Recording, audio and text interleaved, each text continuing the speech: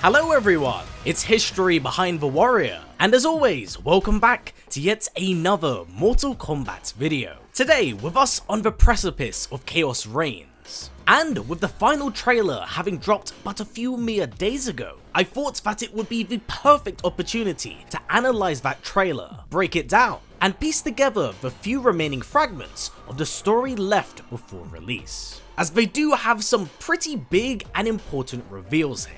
But before we do begin, as always, a quick reminder with these breakdowns, there are potential spoilers going ahead. So if you want to go in completely blind with little to no information, then I probably recommend not watching this video. I'm actually pretty confident from this trailer that the reveals we have here take place during Chapter 2 and Chapter 3. So we aren't diving too deep into the climax of the game. But just before we do begin everyone, if you enjoy these sorts of videos and these breakdowns, I would of course super appreciate it if you could give this video a thumbs up. I know it's a very small thing, but it really goes a long way here, especially with the live stream being demonetized, as well as my reaction video getting age restricted. Sucks to be me, I guess. So it would really help out if you just could give this video a thumbs up. Anyway, let's dive into things. Now, to break this trailer down, as well as make more coherent sense of what's going on here, I will be plucking it apart from what I believe to be coherent order.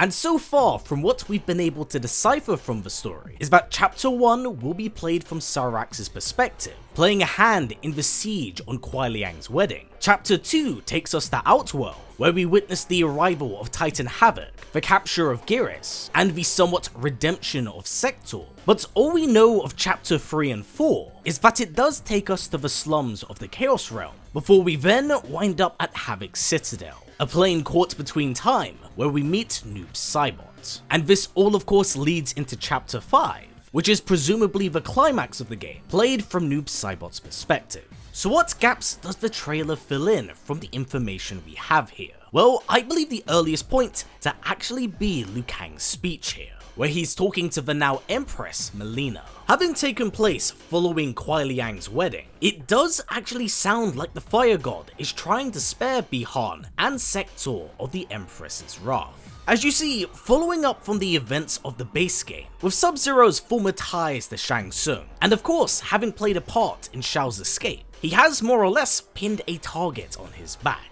especially after what he pulled at Kuai's wedding. Thus, I do believe he's been taken to Outworld to answer for his transgressions. Yet, despite his crimes, it does sound like Liu Kang is trying to appeal to a sympathetic side of the Empress, as he does say the following: Earthrealm's might is at your disposal. What I ask is that together, we try to break the cycle of violence. Now, there is a heavy amount of meaning behind this brief interaction. One, of course, is peace between both sides following the fall of the main story, but it does actually sound like Sub-Zero and Sector might actually be used as bargaining chips here to gain the Empress's favor, using them as a sign of good faith and that they can be better. She doesn't need to be as senselessly cruel as Sindel was. But I am gonna presume that such ambitious pacifism does fall on deaf ears, as we do get this line from Chameleon in the Sector trailer. You and Sub-Zero won't earn the Empress's mercy. Once set, her mind doesn't change. This then takes us to the very start of the trailer itself, where we do get a really good glimpse of Empress Mileena here, not having been consumed by her tar cards, and looking pretty well all things considered. But of course it's here where we have the arrival of Titan Havoc and his Chaos Legion, linking back into the Sector trailer once more. And we do get a really good shot here of Bi-Han and Sector released from their restraints, looking to fight off the Mad Horde alongside Chameleon and Tanya. And talking about Havoc, Geras does have some very foreboding words regarding this iteration of the character, saying that the Cleric of Chaos is a keeper of time. This day will not end well. And the reason why I want to hone in on this is because it more or less does confirm what version of the character we have here. He isn't the anarchist Dairo blend with Darius of the current era. What we are looking at here is the Cleric of Chaos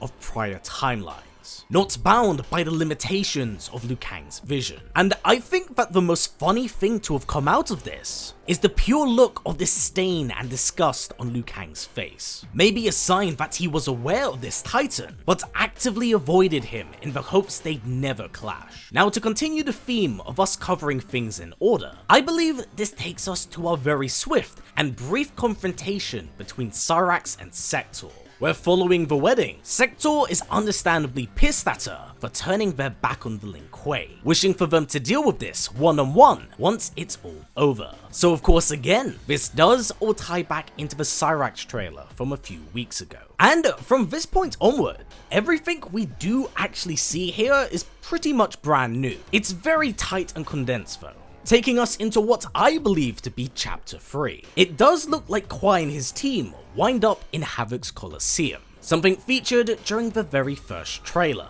And since we're still piecing things together, their arrival here must take place before they meet Tanya. And when we do during this trailer, we also meet a variation of Rain here, dubbed on Twitter as Empress Tanya and Rain. These look to be variants left from their dying worlds in the land of Chaos, looking to be trophies or acolytes in Havoc's domain, hence the purpose of the Colosseum in the first place. But even if so, it doesn't look like it's just Tanya that turns against Havoc, because we do see Rain in action here, and I think a lot of you fans are gonna be very happy, because unlike his current new era counterhalf, the tattoos and glowing eyes are a dead giveaway that this variant is the demigod version of the character. Don't forget, Zephyro only lost his godhood because it was stripped away by Liu Kang. So from our very brief time seeing this version, he does side with Kwai's team and assists them in their battle against Havoc, taking them out to the courtyard of the Colosseum. And this segment here is very quick and very fast, as a brawl does break out, with Cyrax and Sector battling multiple Chaos Realmers. We do also see World War II Cage getting involved in the fray, but this frame here was a pleasant surprise, as we get our first real look at Frost in-game, albeit a variant of her, being a Chaos spliced version of herself, and what I presume is Scorpion, as we see her swinging a kunai chain. We do also see a Quan variant get completely annihilated here. This brings us onto our last remaining shot here, one of Havoc standing beside his throne. Unfortunately, this shot itself is very ambiguous, and we kind of don't know where this could all take place, because this could very well fit into Chapter 3, since we are winding up in the Colosseum, or it may take us to the very start of the story, because we get a few shots from the first trailer, where we see him walking up the staircase of the Citadel, just before opening the portal to Outworld. It's honestly really hard to tell here. So in terms of visual narrative, this does largely cover things. However, there is one audible audio line that did catch me off guard during the trailer. Greetings, brother.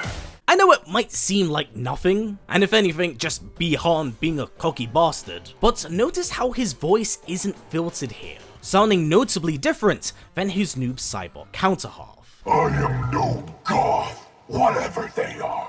So if I am piecing things together, then I believe that this line here does come from the first chapter of the game, where he's confronting his brother at his own wedding. Regarding Noob's lines, this is just more exposition that links to the previous trailer. So all in all, it's nothing too new. Beyond this though, there's nothing really too much else to say about the trailer here, as the rest of its contents is largely exposition, gameplay, modes, and finishers for the game's promotion. So with that in mind, that does mean that there are 2 chapters very sneakily hidden away from us before the game's release. One being the attack on Fire God Liu Kang's temple, which we have seen a fair few glimpses of from prior trailers. And then there is of course Noob Saibot's own chapter, where he has defected from Havoc's side, taking us to the final battle at Shang Tsung's gateways. In short, there's still quite a bit for us to explore and see here. But for now everyone, this has been it for my trailer breakdown and analysis of Chaos Reigns. And I do hope you all have enjoyed these videos, and have helped you paint a better picture and understanding of what to see next. Especially with the absolute madness and chaos Havoc looks to bring in his wake. With that said, I will be doing a review of the story next week, so you definitely want to keep an eye out for that. So as always everyone, stay strong, stay well, and keep on fighting. I'll catch you in the apocalypse. See you all soon.